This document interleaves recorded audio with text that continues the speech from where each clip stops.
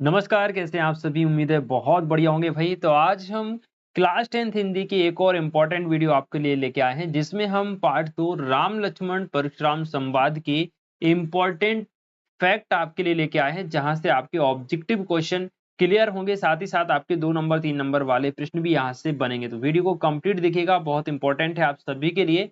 और ये वीडियो आपको एग्जाम में सफलता दिलाएगी। एग्जाम में जो ऑब्जेक्टिव क्वेश्चन बनेंगे यहाँ से बाहर नहीं जाएंगे।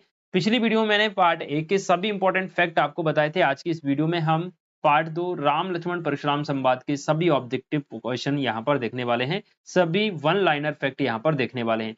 तो बात करते हैं सबसे पहले राम लक्ष्मण परशुराम संवाद की, जिसको लिखा है तुलसीदास ने। तुलसीदास जी का जीवन परिचय एक शॉर्ट रूप में हम यहाँ पर देखेंगे। इनका जो जन्म हुआ 1532 में हुआ, मृत्यु 1623 में हुई।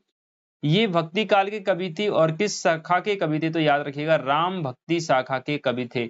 इनके भाव पक्ष में अगर हम देखें तो राष्ट्र आपका दृष्टिकोण अत्यंत व्यापक एवं समन्वयवादी है, और इनका जो रस है शांत रस इनका प्रमुख है। इनकी जो भाषा है ब्रज एवं अवधि दोनों ही है, और सामाजिक चेतना का इन्होंने प्रसार किया है। अब हम बात करते हैं इस चैप्टर के सभी महत्वपूर्ण वन लाइनर फैक्ट की, जो कि आपकी परीक्षा के लिए बेहद इंपॉर्टेंट है बच्चों। इसलिए मैंने स्टार्टिंग में आपसे कहा वीडियो को कंप्लीट देखिएगा, एक भी प्रश्न आपको छोड़ना नहीं है। देखिए, तुलसीदास जी का जन्म उत्तर प्रदेश के बांदा जिले के राजपुर गांव में हुआ। इंपॉर्टेंट क्वेश्चन है, याद रखिएगा। तुलसीदास को गुरु कृपा से राम भक्ति का मार्ग मिला।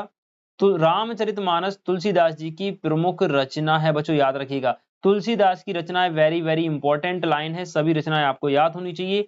कवितावली, गीतावली, दोहावली, कृष्ण गीतावली एवं विनय पत्रिका, और ये 2023 में आपसे पूछा गया। नेक्स्ट क्वेश्चन पूछा है, रामचरितमानस किस भाषा में लिखा गया है? अवधी भाषा में लिखा गया है, याद रखिएगा। रामचरितमानस का मुख्य छंद कौन सा है भाई? Very very important question. मुख्य छंद जो है बेटा चौपाई है, इस पर भी आप लोग स्टार लगा के रखिए, इंपॉर्टेंट क्वेश्चन है। एंड विनय पत्रिका की रचना गेय पदों में हुई है भाई, very very important question.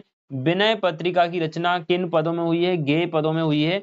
Tulsidas ji की रचनाएं प्रबंध और मुक्तक दोनों काव्यों का उत्कृष्ट रूप है, ये भी आपको याद रखना है। राम लक्ष्मण परशुराम संवाद रामचरितमानस के वाल कांड से लिया गया है। कई बार पेपर में यह प्रश्न आपसे पूछा गया है।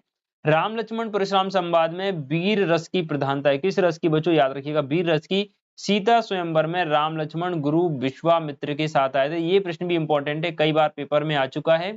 परशुराम अपने गुरु शिव के शिव धनुष टूटने पर क्रोधित हो उठे थे, याद रखिएगा। भंज निहारा शब्द का अर्थ होता है तोड़ने वाला। भंज निहारा शब्द का अर्थ क्या होता है? तोड़ने वाला। शिव धनुष को तोड़ने वाला मेरे लिए सहस्त्र बाहु के समान शत्रु है। मेरे लिए माने किसके लिए? परशुराम के लिए। किसने कहा था? परशुराम ने कहा था कि जिसने शिव धनुष तोड़ा है वो मेरे लिए सहस्त्र बाहु के समान कैसा है? शत्रु है। ठीक है। लक्ष्मण ने व्यंग करते हुए कहा कि हमने बचपन में ऐसे कई धनुष तोड़े हैं, इस धनुष पर इतनी ममता क्यों? लक्ष्मण जी परशुराम जी से कहते हैं कि भाई ऐसे हमने कई सारे धनुष बचपन में तोड़ दिए हैं, तो आप इस धनुष पर इतना मोह क्यों कर रहे हैं, इतनी ममता क्यों कर रहे हैं? ठीक है।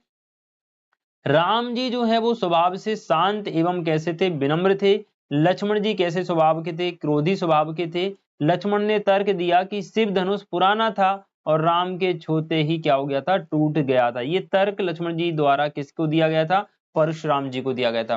परशुराम क्षत्रिय कुल के विरोधी हैं, उन्होंने कई बार पृथ्वी को क्षत्रियों से जो है विहीन कर दिया था और ब्राह्मणों को दान कर दिया था। ठीक है भाई। इसी के साथ आप देखेंगे नेक्स्ट क्वेश्चन, तुलसीदास के गुरु कौन थे बेटा? याद रखिएगा, नरहरि जो थे वो तुलसीदास जी के गुरु थे। और यहीं से आपसे पूछ ले कि सूरदास के गुरु कौन थे? तो याद रखिएगा बच्चों, सूरदास के जो गुरु थे वो वल्लभ आचार्य थे। कौन थे? वल्लभ आचार्य। परशुराम के फरसे के डर से गर्भ में पल रहा शिशु भी मृत्यु को प्राप्त हो जाता है। इंपॉर्टेंट लाइन है। नेक्स्ट क्वेश्चन, कुंभड़बतिया शब्द का अर्थ होता है बहुत कमजोर। कुंभड़बतिया यानी बहुत कमजोर। दुर्बल या निर्बल व्यक्ति कुमड़े का बहुत छोटा फल होता है।